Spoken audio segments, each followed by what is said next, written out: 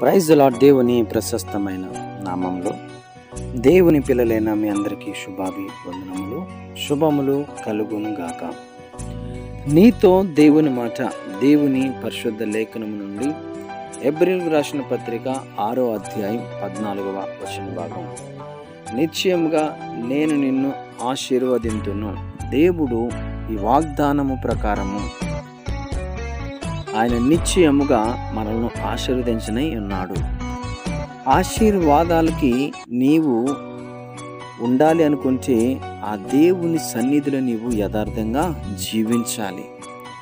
అబ్రహాముకు దేవుడిచ్చిన వాగ్దానం నెరవేర్చబడింది అంటే అబ్రహాము దేవుని విషయాలలో నమ్మకముగా జీవించాడు.